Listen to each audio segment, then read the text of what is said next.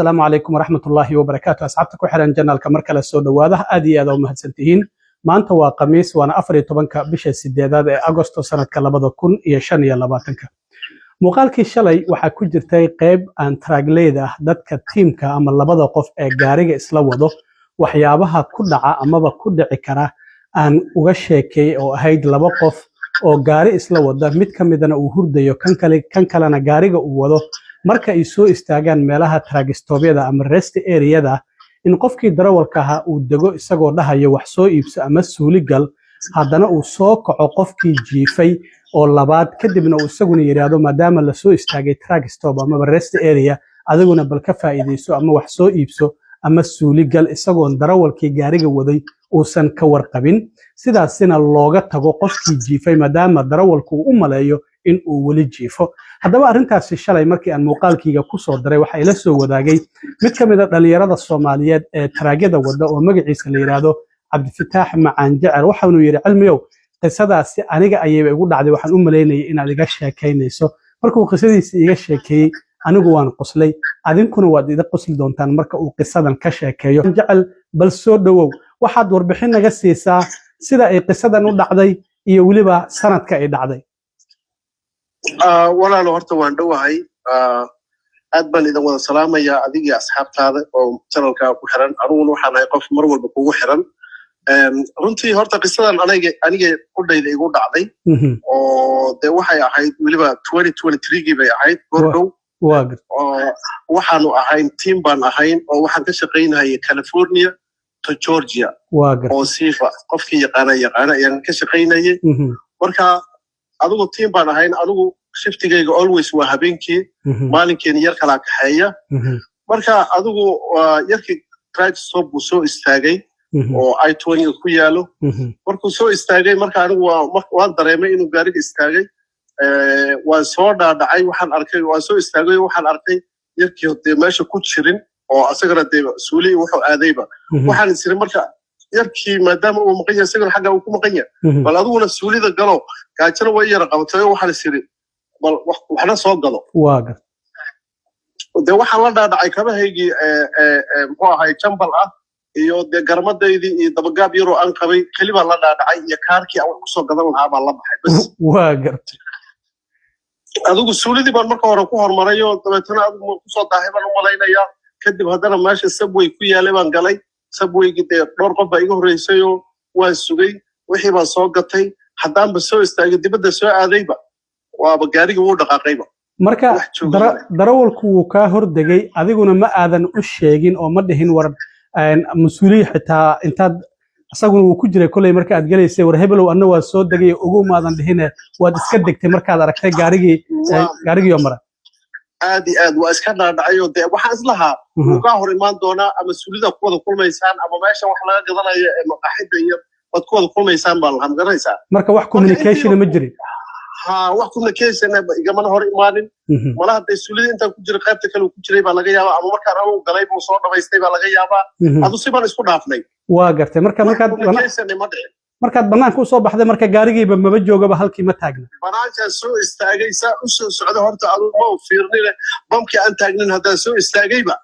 gaari kalaaba ku jira meeshii haddaan hore fiiri ma joogo oo gadaal fiiri ma joogo war meesha bakinada fiiri ma joogo hadda teleefon ma haysatid oo garamad yar baad qabtaa dabagaab yar iyo kaba yaroo magaranaysaa dee oo kuwan gawaarida aan lagu kaxaynin ah arrinta teleefonkana aan ku laabtay teleefonkaadii gaariga ayaa uga soo tagtay waa silent ninka gaariga wadayna teleefonkiisii kor kama hay sidoo kor kama garanaysa waxa igu dhacday marka nin cadaan ama dadka meesha jooga haddaan dhihi lahaa hataa teleefonada igu caawiya bal qofkaas aan wacde teleefonkayga always markaan seexanayo waxaan ka dhigaa silent waa garta oo teleefonkayga haddaan waco waan ogahay inuusan qabanayn una arkayninba oo barkinta laabkeeda saa u gastay inta charger geliyo halka dulkaasaan ka riday xitaa haddii uusan silent ahayn aan ka dhaxgala wax yare haddii uusan silent inuu xitaa dhacayo wuxuu isleeyahay war ninkan wuu jiifaayo waxba ha kicinina faraha ka qaad teleefonkiisu ha iska dhaco ina jiifto buu ku malaynaya wakaade taasaa wa dhacaysaba mar walbana dhici karto ma garanaysaa ku soco waxaan sameeyey markaan garan waayey dee sidii homelesskii baan meesha horteeda fadhiistay oo cuntadaadii baad iska cuntayo de wixii baa iska cunay wax Soomaaliya socdo kulay bal aad aragtid laba meesha igu soo mareen adigu haye labadii meesha igu soo mareen tiim bay ahaayeen mid baa soo dhaadhacay asoo gaas ku shubay u tago waxaan ku yiri assalaamu calaykum wa calaykum salaam wasaana igu dhacdan ku yiri niyow gaarigina waa iga tagay miga daba geen kartaan ma xagga Georgia u socotaan mise California so waxay u dhahay xagga Georgia u soconaa laakiin dadkan meesha waa taqaanaa dhulka waxay igu yiri walaalo tiim baan nahay gaarigana de ma u lihi muxuu ahaye de ruqsad uma lihi inaan kugu qaado waa iga raali ahaanaysa kuma qaadi karo marka u baahan tahay igu si cadaatay sida sharciga taraagleyda waxay tahay qofku haddii uu san wado qof aan insurance-ga gaarigaasi ku jirin boolisku waxa uu arki karaa qof sharci daraa inaad wado amaba qof jirkiisa ka ganacsanaya arrimahaas ayaa loo arki karaa oo macnaheedu waxay tahay dhalinyaradii waxay ku yiraahdeen inay kuma qaadi karno sharciyan way ka tageen waa iga tageen anoo arkayo oo sii fiirinayo iga libeen markaasi ma dhinaca Arizona ka imaateen oo Georgia u socoteen mise Georgia ka imaateen oo Arizona u socoteen waxaan ka imaanay dhinaca California ka imid waxaan u soconay Georgia u soconay waa gartay marka iga tageen anigoo yaaban oo de baalkii aan soo gatay subway-gina haaf kulay haafna hayo xaaladii ugu xun tahay labadii Soomaali soo marayna saa ugu yireen waxaan dhahay bas weeye waa markii kugu dambeysay adduunka marka haddii si loo eegana qof homeless ah u egtaa waayo garan iyo buumadaba gaab un baad wataa iyo kaba dacas aad wadataa waa gartay adu nin oromaha ay soo maray oo soo la wato kiiban adu afar xabo ingiriiska aan garanahay kula hadlay problemkii baan u sheegay ninkii baa ii naxariistay oo de Georgia ahaayo dabeetana ninkii baa hore ii sii qaaday marka waxaan dhahay please waxaad ila fiirisaa gaari siifa ay ku qoran tahay tareelaha iyo cocktailkaba siifa ah waa gartay numberkiisa ma haye tareelaha dan gadaal ka fiirin lahayn waa gartay marka uu ninkaasi oramada ku imaanaya imisa saacadood ayaa joogtay track stopkaas almost adiga 2 hour waan fadhiimash waa gartay oo gaariga 2 hour uu ka sii maqan yahay waa gartay marka ninkii baa ku qaaday kadib maxaa dhacay ninkii baa i qaaday marka wuxuu arkay gaari oo siibo oo macnaha intuu ka baxay exit-ka oo dhinac yani oo lagu bull upgrade واقعي فقاسو dhahay kan armuu yahay waan ku yiri please ha dhaafina bal ku leex inuu yahay dhici kartay inaan ulagiina ninkiina maasha kaadu u istaagay marka oo asaguna exit kale oo ka baxay oo meel kale oo tragisto uu marka taagnaa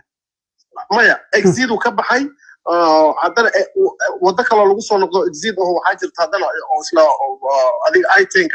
marka laakiin tragisto mahane shoulder uu ku qabtay marka kolay malaha uu kaadinay baan malaynaya waan ku gaadnay waa gartay marka waxaad ii sheegtay markii aad u tagtay adigii ninkii qiso kale inaad kala qabsato ninkii u maleeyay inaad gaariga saaran tahay qiso kale kala qabsatay wuxuu yiri may sub waa hubsanaya buu yiri inaad shaydaan tahay horta عود بليس وبوبسي هرت شنو توجد أعوذ بالله أعوذ بالله سنة نديت أباها يغفر بانكوير النيو هي هرت صريرتي بوتجي وصاحب صدي إن أنا كتيرن تلفون كي وفيرجي ورمكو يوصل نقطة حتى أنا كل كي كنت تعمل هاي إنا بني آدم هاي إنا شيطان هاي واقرت ورادق واب جيفتي حاجات كتمت قاريان كل ساعتين محوها كده عد وأروش هذا وحكون النيو كوميونيكيشن الآن بعد علي marka gaariga istaagay piqdiisa aan maqlay oo bareegida ay soo jiidaysay oo ku soo kacay aniguna waxaan idin musqushaan aaday waxaan islaa ninkan kulli cabaad buu joogay waad ka soo gaaraysaa waan lahaa intaan soo gadanahay suulina waan galay dabeetana dee waad i dhaaftaan ku yidhi macnaha adoo gadaal fiirininba waa gartay markii aad gaarigii gashay oo aad dhaqaaqdeen ninkii ma sheekaysateen marka bal maxaad istiraadeen waa sheekaysanay wuxuu dhahay niyo mar damba aanu naftirkeyga saasan ka baqi jiru dhahay adag maadaama maanta ay kugu dhacday bas waa u dhahay mar kale aniguna haddaan istaagay hataa waa ku kicinaya haddaan istaagaya hataa time walba ku kicinaya u dhahay marka xilliga wixii ka dambeeyay marka xiriirkiinu wuu fiicnaa communicationkiinu mar walba uu istaagaya hataa meel shar hadduu istaagaya wuxuu leeyahay war hayaha dee waa soo xaajoonaya la soco hadduu meel track stop istaago war sidii baa bilaabatay communicationkii عاد فتحوا sidoo kale shalay hadalkayga waxa ku jirta iyaduna way dhacdaa hadda shoulderkaas oo kale qof baa istaagay kaadii uu kacay gaariga hoostiisa ay galaan dadku inta badan waan ognahay in darawalkiina isagoon ogeyn oo iska dhaqaajiyo gaarigii la marsiyaba qofkii kale oo gaarigii ku hoos jirana way dhacdaa way dhacdaa laakiin shoulderka markaan ku qabano badana gaariga waa laga dheeraadaa qofkii kala hadee oo degdegahayo mooye gaariga waa laga dheeraadaa halkaas loola baxaa u fahanti waa gartay marka wixii markaas ka dambeeyay 10 bay idin noqotay marka war 10 bay idin noqotay baan ku iraniyo shalay markaan idaacadaada dhageystay waxaan iraninkan maadu ka sheekeynayaaba ma garan waa gartay marka wakaa saaxib baasha aniga igu dhacday sheekada iyada ah war Cabdi Fataax macaan jecel aad baad u mahadsan tahay waana kaaga mahad celinaynaa sida qisadaas aniga iyo dadka igu xiranba aad noola wadaagtay haddii ay jiraan dad kale oo taraaglayaala oo qiso ay ku dhacday oo doonayaan inay nala wadaagaanna way nala soo xiriiri karaan taleefankayga ama barahayga bulshada dadka ayaan la wadaagi doonaa waan ognahay marka qofku taraaga uu ku cusub yahay ama xitaa waddankan uu ku cusub yahay qisooyin fara badan ayuu la kulmaa marka haddii ay jirto mid kugu dhacday oo aad doonaysa inaad ka sheekaysana nala soo xiriir dadka waan la wadaagi doonaa aad iyo aad u mahadsantahay Cabdi Fataax macaan jecel waa kaaga mahad celin thank you